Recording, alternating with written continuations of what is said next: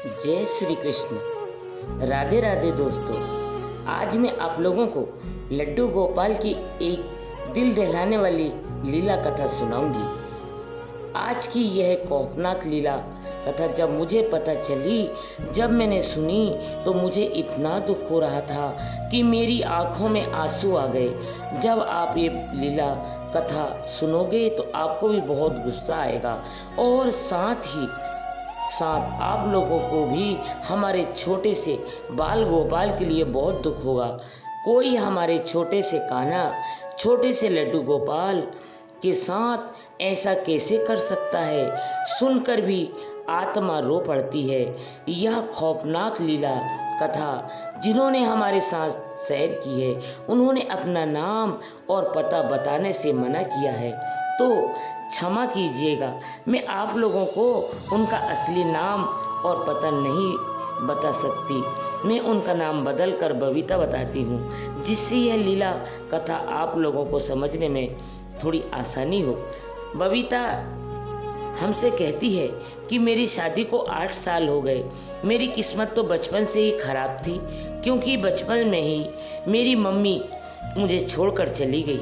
मेरे पापा दूसरे राज्य में जाकर मजदूरी का काम किया करते थे। मैं अपने चाचा चाची के पास रहकर पली बड़ी हुई। मुझे मेरी मम्मी और पापा दोनों का प्यार नहीं मिला। हमारे घर पे लड्डू गोपाल का एक विग्रह था, जिनकी सेवा मेरी मम्मी किया करती थी। मेरी मम्मी के चले जाने के बाद बहुत दिनों तक लड्डू गोपाल का यह ऐसे ही हमारे पूजा घर में रखा था, क्योंकि हमारे घर पे चाचा चाची मम्मी पापा लोगों को खाना अलग अलग बनता था। हम लोग अलग अलग रहते थे, इसलिए मेरे चाचा का पूजा घर अलग था और मेरी मम्मी का पूजा घर अलग था। मैंने एक दिन अपनी चाचा से कहा कि चाचा, हमारे घर पर जो लड्डू गोपाल है वह ऐसे ही रखे हैं। मेरी मम्मी तो उनकी सेवा कितने प्यार से किया करती थी, तो मैं उन्हें लेकर आपके पास आई हूँ। अब आप उनकी सेवा करना। मेरी चाचा इसके लिए बिल्कुल ही मना कर देते हैं और मुझे कहते हैं कि नहीं, मैं लड्डू गोपाल की सेवा नहीं कर सकते, वो बहुत कठिन होती है और मेरे पास इतना समय नहीं है कि मैं उनकी सेवा कर सकूं। मुझे मेरी चाची की बात सुनकर बहुत बड़ा धक्का लगा। मैं उदास हो गई और फिर मेरी चाची कहती है कि अगर तुम्हें माँ है तो तुम अपने घर पे ही करो। हमारे घर पे लड्डू लाकर लड्डू गोपाल की सेवा करने की ज़रूरत नहीं है। उसे समय से मेरी उम्र 13 वर्ष की थी। बहुत सोच विचार करने के बाद मैंने यह निश्चय किया कि जब मेरी मम्मी लड्डू गोपाल की सेवा इतने प्यार से किया करती थी, तो मुझे भी लड्डू गोपाल की सेवा करनी चाहिए। और मैं इस दिन से लड्डू गोपाल की सेवा करने लगी, क्योंकि मेरे पापा मजदूरी का काम करते थे। हमारे पास इतने पैसे नहीं थे कि हम अच्छे स्कूल में पढ़ सके, इसलिए मैं सरकारी स्कूल में पढ़ा करती थी। स्कूल कंप्लीट होने के बाद मैंने कॉलेज में एडमिशन करवाया, पर कॉलेज की पढ़ाई ख़त्म होने से पहले ही मेरी शादी फिक्स कर दी गई। मैं तो आगे पढ़ना चाहती थी, पर सभी ने कहा कि अच्छा घर है, अच्छी फैमिली है, ऐसे रिश्ते बार बार नहीं मिलते, और फिर मेरे पापा गरीब थे और ज़्यादा दहेज भी नहीं दे पाते। यही सोचकर मैं शादी के लिए हाँ कर दिया। पर मुझे इस बात की चिंता होने लगी कि जब मैं शादी करके अपने घर चली जाऊंगी तो मेरे लड्डू गोपाल का ख्याल कौन रखेगा, उनकी सेवा कौन करेगा। मैं सोच लेती हूँ कि मैं अपने साथ लड्डू गोपाल को भी अपने ससुराल लेकर जाऊंगी। मेरी माँ मेरे मन में यह ख्याल आया ही नहीं कि मुझे एक बार अपने ससुराल में अपनी सासू माँ से इस बारे में बात करनी चाहिए। मुझे लगा मैं तो भगवान की भक्ति करूँगी, भगवान की सेवा करूँगी, तो इसमें कोई गलत बात थोड़ी है। इसके लिए मुझे कोई रोकेगा तो शादी नहीं।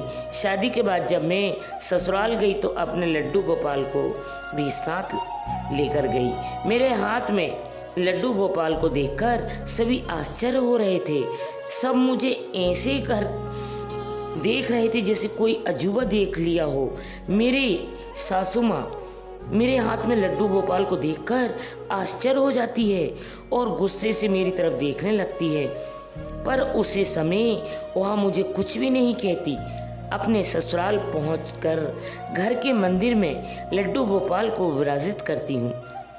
2 दिन के बाद जब सभी मेहमान अपने अपने घर चले गए, फिर मेरी सासू माँ मुझसे कहती है कि तुम किससे पूछकर लड्डू गोपाल को हमारे घर लेकर आई हो। मेरी सासू माँ मुझे बहुत लड़ने लगती है। उनकी पहले शिकायत तो यही थी कि मेरे पापा ने दहेज में उन्हें बहुत कुछ नहीं दिया, पैसे गहने नहीं दिए। मेरी सासू कहती, मैंने सोचा था कि तुम्हारे पापा बाहर काम करते हैं, तुम्हारा कोई भाई बहन भी नहीं है, तो बिना मांगे ही हमें दहेज में बहुत सा सामान मिलेगा, पर तुम तो बिल्कुल खाली हाथ आई हो और अपने साथ यह लड्डू गोपाल की मूर्ति लेकर आई हो। इससे हम क्या करेंगे? यह हमें पैसे देंगे क्या? यह हमें समाज देंगे क्या? बबीता जी कहती है कि मेरी बहुत सारे सपने थे। मुझे ऐसा लगता था कि मम्मी का प्यार तो मुझे बचपन से ही नहीं मिला। मेरे ससुराल में मेरी सासू माँ ने मुझे मम्मी का प्यार जरूर मिलेगा। मैंने सुना था कि ऐसा व्यवहार देखकर मैं पूरी तरह से टूट गई। मेरी शादी के बाद मेरे पापा फिर से अपने काम के लिए बाहर चले गए। मेरी शादी से पहले मैं चाचा चाची के पास उनके साथ रहती थी। उन्होंने मुझे पाल पोस कर बड़ा किया। अब अगर मैं शादी के बाद भी उन पर बोझ बनूं तो यह नहीं हो सकता, सही नहीं होगा। यह सोचकर मैं कभी भी अपने मायके नहीं जाती थी, किसी से कुछ कहती भी नहीं थी। मैं चुपचाप सब कुछ बर्दाश्त करती थी। वैसे तो मेरे हस्बैंड बहुत अच्छे हैं, मुझे बहुत प्यार करते हैं, पर मेरे प्रति अपनी मम्मी पापा का ऐसा व्यवहार देखकर उन्होंने कभी भी विरोध नहीं किया, ना ही अपनी मम्मी को कभी भी कुछ कहा। मेरे हस्बैंड तो मुझे यह कहा करते थे कि अगर मम्मी कुछ के बोलती है तो चुपचाप सुन लिया करो। मम्मी बोलेगी मैं तो बोलने वाला नहीं हूँ, तुम चुप रहना।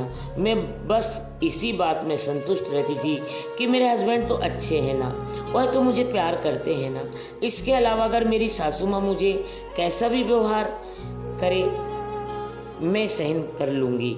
मेरे ससुराल में मेरे ससुर जी, मेरी सासू माँ, मेरे हस्बैंड और मेरी एक ननंद थी। मेरी शादी और मेरी ननंद की शादी एक साथ ही हुई थी। मेरे ससुराल वाले भी बहुत अमीर नहीं थे। मेरे हस्बैंड ने प्राइवेट नौकरी करते थे जिससे हमारा घर चलता था। मेरे ससुर जी की एक छोटी सी दुकान थी जिसमें बच्चों की टॉफ़ी, बिस्किट, केक, चिप्स ये सारी चीज़ें वो बेच देते थे। परंतु मेरी सासू माँ, मेरे ससुर जी मुझे दहेज के लिए झगड़ा किया करते थे। वो मुझे हमेशा ताना दिया करते थे कि मैं खाली हाथ उनके घर आ गई हूँ, जबकि मेरे पापा ने अपने समर्थ के अनुसार मुझे सब कुछ दिया था। क्योंकि मेरी शादी और मेरी नंद की शादी एक साथ हुई थी, इसलिए मेरे ससुराल मेरी सासू माँ मुझे यह भी ताना देती थी कि देखो मैंने अपनी बेटी को शादी में क्या क्या दिया है और तुम्हारे पापा ने हमें क्या दिया। मैंने उनसे कई बार कहा कि मम्मी जी, मेरे पापा तो दूसरे शहर जाकर मजदूरी करने का काम करते हैं, उन्हें पैसे भी नहीं मिलते, फिर भी उन्होंने अपने समर्थ के अनुसार बहुत कुछ दिया है। मेरा इतना खाने से ले मेरे ससुर जी मुझे लड़ने लगते हैं। वो कहते हैं कि तुम तो भिखारी की तरह हमारे घर पर चली आई हो और ऊपर से जवान भी लड़ाने लगी हो। अगर मैं कभी इस बारे में अपने हस्बैंड से बात करूं तो उनका यही कहना था कि तुम चुप रहो, मम्मी पापा अगर कुछ भी बोले तो तुम्हें जवाब देने की ज़रूरत नहीं है। बबीता जी, कहती है कि अब मैंने भी सोच लिया था कि उन्हें जितना बोलना है बोले, मैं भी चुप रहूँगी, मैं कभी कोई जवाब नहीं दूँगी। पर धीरे धीरे मेरे सासू माँ का अत्याचार बढ़ने लगा। मैं लड्डू गोपाल की सेवा करूं, यह भी उन्हें मंजूर नहीं था। लड्डू गोपाल की सेवा न कर पाऊं, इसलिए वह तरह तरह की याद ताने देती थी मुझ पे। कहने लगी, मैं सुबह उठकर घर के काम करती हूँ, नाश्ता बनाती हूँ, सबका नाश्ता करवाती हूँ, फिर मैं खुद नहा धोकर लड्डू गोपाल को जगाती हूँ, उनकी सेवा करती हूँ। फिर भी मेरी सासू माँ मुझे कहती है कि तुम हमेशा लड्डू गोपाल की सेवा करती रहती हो, हमेशा लड्डू गोपाल में ही लगी रहती हो, ऐसा करने से घर का काम कब होगा। मैं उनसे कहती कि मम्मी जी, मैं तो घर के सारे काम करने के बाद ही लड्डू गोपाल की सेवा करती हूँ ना। जब मेरे हस्बैंड ऑफिस से घर आते हैं तो मेरी सासू माँ उन्हें बताती है कि ये दिन भर लड्डू गोपाल की सेवा करती रहती है, उन्हीं में बिजी रहती है, कभी घर का कोई काम करती नहीं है, दिन भर मुझे ही काम करना पड़ता है। मेरे हस्बैंड यह बात सुनकर मुझ पर गुस्सा करते, वह मुझसे कहते कि तुम्हें भगवान की सेवा करनी है तो करो, पर इस तरह से घर के काम छोड़कर नहीं। मम्मी की उम्र हो गई है, वो दिन भर काम करे और तुम भगवान की सेवा में बिजी रहो, ये अच्छा नहीं लगता ना। मैं अपने हस्बैंड को कितना समझाती कि ऐसा नहीं है, मैं घर के सारे काम करने के बाद ही लड्डू गोपाल की सेवा करती हूँ। और आप तो देखते ही हो, सुबह सुबह मैं उठकर घर के सारे काम करती हूँ, नाश्ता बनाती हूँ, फिर आप सबका नाश्ता करवाती हूँ, बाद में ही लड्डू गोपाल की सेवा करती हूँ। फिर भी आप मुझे ऐसा बोल रहे हैं। तो मेरे हस्बैंड तो सुबह सुबह ऑफिस चले जाते हैं, मेरे ससुर जी ही घर पर सब्जी लाने के लिए बाजार जाते हैं। मैं अपने ससुर जी से जब भी लड्डू गोपाल के लिए कोई फल या मिठाई फूल लाने को कहती तो वो मुझे सीधा मना कर देते थे। वह मुझे कहते थे कि आपने हमें क्या दिया है, तुम्हारे बाप ने हमें क्या दिया है, खाली हाथ तो तुम्हें भेज दिया है और ऊपर से एक मूर्ति लेकर आई हो। हमारे पास इतने पैसे नहीं हैं जो हम फल और मिठाई ला सकें। यह इंसान का फल और मिठाई खाने का नहीं मिल रहा है और तुम चाहती हो कि मैं उसी मूर्ति के लिए फल और मिठाई लेकर आओ। तो बबीता जी कहती हैं कि मुझे बहुत दुख होता था। मैं अपने लड्डू गोपाल से रोती हुई कहती थी कि मैं गोपाल है, आपने मेरी कैसी किस्मत बनाई है। बचपन में मेरी माँ को मुझसे छीन लिया, मेरे पापा का प्यार मुझे कभी नहीं मिला। अब मैं शादी के बाद अपने ससुराल आई हूँ तो यहाँ मुझे ऐसा व्यवहार किया जा रहा है। मुझे ऐसा ससुराल नहीं चाहिए था गोपाल, जहाँ मैं आपकी सेवा ना कर सकूं। मुझे आपके लिए 2 फल मिठाई लेने के लिए भी सोचना पड़ रहा है। मैं आपको कभी भी अच्छा भोग नहीं लगा सकती। मैं तो बचपन से ही आपकी सेवा करती हूँ ना गोपाल, फिर मेरे साथ ऐसा क्यों? मेरी कौन सी कर्मों का फल मुझे मिल रहा है? मैं रोती भी दुखी भी होती थी, पर मैं अपने लड्डू गोपाल की सेवा करना कभी नहीं छोड़ी। मैं अपने गोपाल से कहती थी कि मेरे पास अच्छे फल नहीं है, मिठाई नहीं है जो मैं आपको भोग लगा सकूं। सुकून है मेरे पास तो बस मिश्री, बतासा, गुड़, मैं इसी से आपको भोग लगाऊंगी और आपको उसी में स्वीकार करना पड़ेगा। मेरे गोपाल ऐसे ही दिन बीतने लगे। इसी बीच मेरी ननंद प्रेग्नेंट होती गई। मेरी ननंद प्रेगनेंसी के 7वें महीने हमारे घर में रही। पहले से मुझे बस मेरी सासू माँ, मेरे ससुर जी के ताने सुनने पड़ते थे, पर अब मुझ पे अत्याचार करने के लिए मेरी ननद भी शामिल हो गई थी। मेरी ननद और मेरी सासू माँ दिन भर बस मुझे ताना दिया करती थी। मेरी नंद तो यह भी खाने लगी थी कि भाभी मैं तो प्रेग्नेंट हो गई हूँ, पर आप क्यों नहीं हुई, आपने कोई कमी तो नहीं है। कहानी, भाई मेरे भाई को ठगा तो नहीं गया है, उनकी अत्याचार मेरे प्रति और बढ़ने लगा था। मैं अपने सारे काम वक्त पर पूरा कर लड्डू गोपाल की सेवा के लिए चली जाती थी। इस समय मेरे सासू माँ कहती थी कि मेरी बेटी को यह खाने का मन कर रहा है, तुम अभी जाकर बना कर लाओ। फिर अगर दोपहर के सारे काम करने के बाद, सब कुछ समेटने के बाद अगर मैं थोड़ी आराम भी करने जाती तो उसी समय मेरी सासू माँ का मुझे कहती थी कि मेरी बेटी को यह खाना है, तुम अभी बना कर लाओ। मेरी तबीयत अभी कभी ख़राब भी हो गई और मैं उनसे कहूँ कि मम्मी जी आप बना दीजिए ना, मेरी तबीयत ठीक नहीं लग रही है। तो मेरी तबीयत ठीक नहीं लग रही तो मेरी सासू माँ मुझे खाने लगती थी कि दिन भर उसे मूर्ति के पीछे लगी रहती हो, दिन भर उनकी सेवा में लगी रहती हो, तब तुम्हारी तबीयत खराब नहीं होती। मेरे ससुर जी मेरे हस्बैंड को भी मेरे खिलाफ भड़काते थे। उनसे कहते थे कि ये दिन भर लड्डू गोपाल की मूर्ति के पीछे लगी रहती है, घर का कोई काम नहीं करती, दिन भर बस उनकी सेवा किया करती है। मेरे हस्बैंड भी मुझे डांटते और कहते कि मेरी मम्मी तो झूठ बोल सकती है, पर क्या मेरी बहन भी झूठ बोल सकती है, क्या मेरे पापा भी झूठ बोलेंगे? तुम दिन भर उस मूर्ति के पीछे क्यों पड़ी रहती हो? मैंने तुम्हें कितनी बार समझाया, तुम समझती क्यों नहीं हो? बबीता जी कहती है ऐसे ही दुखों के बीच मेरा दिन बीत रहा था। बबीता जी कहती है कि मुझ में पर कोई भी कितना भी अत्याचार करे, मुझे बस एक ही बात की संतुष्टि थी कि मेरे हस्बैंड तो मुझे प्यार करते थे ना, पर मेरे हस्बैंड का भी इस तरह से व्यवहार करना मुझे पूरी तरह से गलत लगने लगा। मैं रोती थी तो मैंने अपने लड्डू गोपाल के पास जाकर, क्योंकि मुझे पता था कि मेरे ससुराल में मेरे दुख को समझना वाला कोई भी नहीं है। ऐसे ही दुखों के बीच मेरे दिन गुजर रहे थे। हमारे यहाँ एक रिवाज है कि जब लड़की के 9 महीने की गर्भवती होती है तो उनके पसंद का बहुत सा पकवान बनाकर उसे खिलाया जाता है। मेरी ननद के लिए भी हमारे घर पर उसे दिन वही रिवाज होने वाला था। हमारे आस पड़ोस के कुछ लोगों को आमंत्रित किया गया था।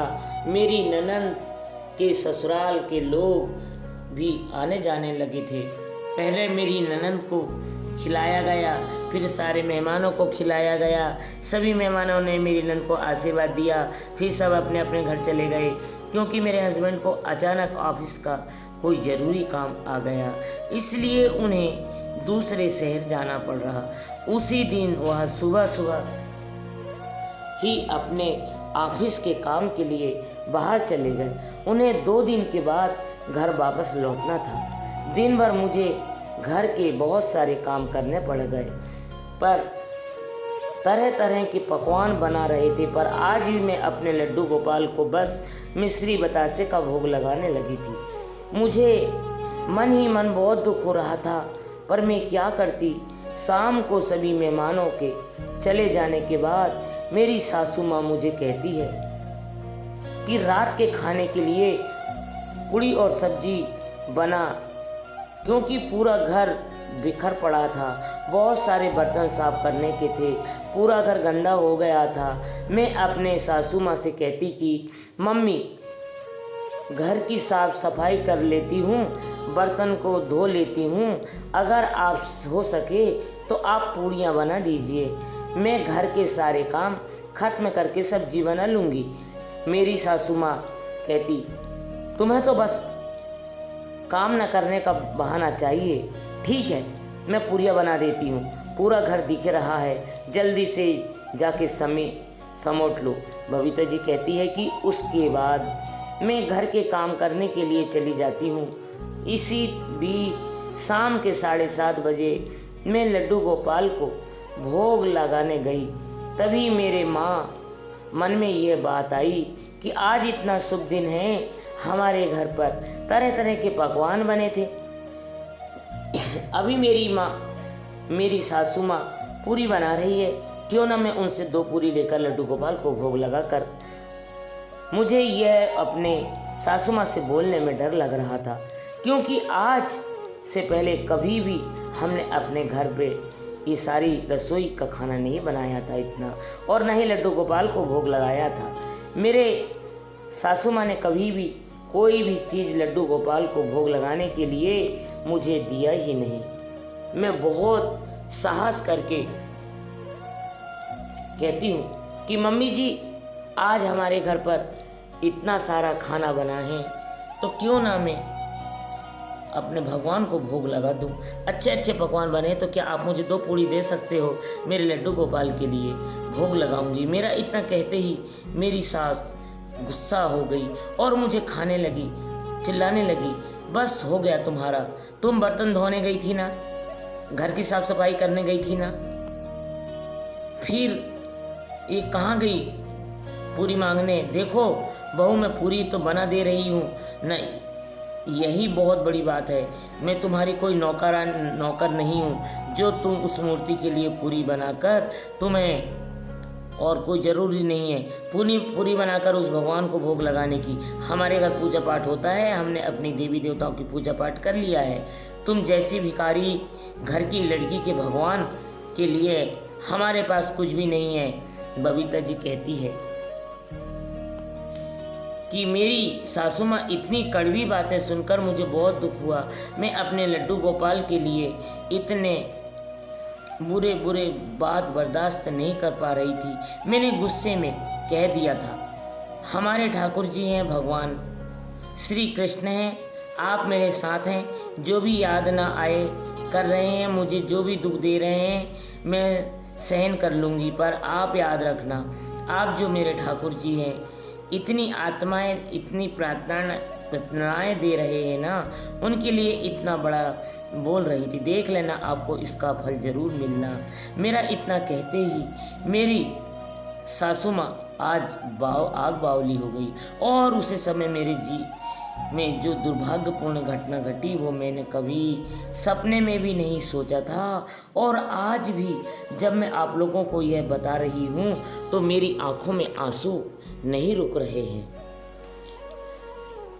सासू माँ गुस्से में आकर पूरियां तलने के लिए जो तेल उबाल रही थी उसे उठाकर मेरे लड्डू गोपाल की तरफ फेंकती है और कहती है, तेरे उस भगवान को पूरी खाना है ना, ये लो पूरियां, और ऐसा का कह दो। पूरी उठाकर लड्डू गोपाल के मुंह पर फेंकती है। मेरे तो प्राण निकल गए। मेरे प्राणों से प्रिय मेरे लड्डू गोपाल की पूरे शरीर में गर्म तेल की छींटे लगे, तो मैं चिल्लाती हुई दौड़कर जाकर लड्डू गोपाल को उठाती हूँ और अपने आंचल से उनके पूरे शरीर को तेल को पोंछने लगती हूँ। मुझे समझ में नहीं आ रहा था कि अब मैं क्या करूं। मेरे लड्डू गोपाल जल गए थे। मैं इधर उधर देखने लगती हूँ, मुझे कोई रास्ता नज़र नहीं आता था। तभी एक बाल्टी में से भरे पानी में मुझे समझ नहीं आ रहा था तो मैं क्या करूं। मैंने लड्डू गोपाल को जल से इधर उधर में देखने लगती तो मुझे कोई रास्ता नज़र नहीं आया। तभी एक बाल्टी के भरे पानी में मैं अपने लड्डू गोपाल को डुबो देती हूँ। मैं अपने सासू माँ से कहती हूँ कि यह आपने क्या किया मम्मी जी, आपने बहुत गलत किया है। मैं लड्डू गोपाल को रोती रहती हूँ, मेरी आंखों से आंसू नहीं रुक रहे हैं। मेरे लड्डू गोपाल के पूरे शरीर में छाले पड़ गए हैं, ऐसा मुझे महसूस हो रहा था। मैं अपने लड्डू गोपाल के पूरे शरीर में बर्फ लगाती हूँ और फिर चंदन का लेप लगाती हूँ ताकि मेरे लड्डू गोपाल को ठंडक महसूस हो। यह देखकर मेरी सासू माँ और मेरी ननद हंस रही थी। मेरे पास और कोई चारा नहीं था। मैं अपने लड्डू गोपाल को इस अवस्था में छोड़कर घर के काम करने चली जाती हूँ। जब मेरे हस्बैंड घर वापस आए तो मैंने उन्हें सारी बात बताई। उन्हें भी बहुत दुख हो रहा था, पर उन्होंने मुझे ही कहा कि मेरी मम्मी है, मैं क्या करूं? अगर मैं कुछ भी बोलूँगा तो वह कहेगी कि अपनी पत्नी की तरफदारी कर रहा है। तुम बस सब कुछ सहती रहो, एक दिन सब कुछ ठीक हो जाएगा। अगले 15 दिनों तक मैं अपने लड्डू गोपाल को प्रतिदिन चंदन का लेप लगाती रहती थी। मेरे पास और कुछ तो नहीं था, पर मैं मिश्री का शरबत बनाकर लड्डू गोपाल का भोग लगाती थी। मेरे लड्डू गोपाल को थोड़ी ठंडक महसूस हो सके, मेरे गोपाल जल्द से जल्द ठीक हो जाए। बबीता जी कहती हैं कि एक दिन सब ठीक हो जाएगा। इसी उम्मीद से मैं इतनी यातनाएं कि मुझे जितना दुख मिला, पर अपने लड्डू गोपाल की सेवा करना कभी भी नहीं छोड़ी। मैं अपने ठाकुर जी से बस यही कहती थी कि अगर मेरी भक्ति सच्ची है, अगर मैंने दिल से कभी आपकी सेवा की है, तो मुझे आपसे कुछ भी नहीं चाहिए। बस मैं इतना चाहती हूँ, जिन्होंने आपको इतनी तकलीफ दी है, आपको इतना दुख दिया है, बस आपके होने का साक्षात्कार करवाइएगा। बबीता जी कहती है कि इस बात का मुझे हमेशा अफसोस रहेगा कि मेरी सासू माँ कभी नहीं बदली। उनकी मन में मेरे ठाकुर जी के लिए कभी श्रद्धा भक्ति नहीं आई। 1.5 साल पहले मेरी सासू माँ की तबीयत बहुत ज़्यादा बिगड़ गई। उन्हें चिकन पॉक्स हो गया था, जिसमें उनकी मौत हो गई। मैं यह तो नहीं कहूँगी कि मेरे सासू माँ को उनके कर्मों की सज़ा मिली है, पर यह तो विधि का विधान है कि जो जैसा करता है उसे उसके कर्मों का फल अवश्य मिलता है। मेरी सासू माँ के जाने के बाद मेरे ससुर जी बिल्कुल बदल गए।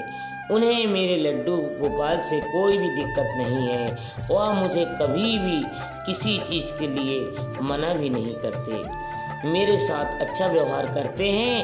अब जब भी मैं उन्हें लड्डू गोपाल के लिए फल मिठाई लाने को कहती हूँ, वो लाकर देते हैं।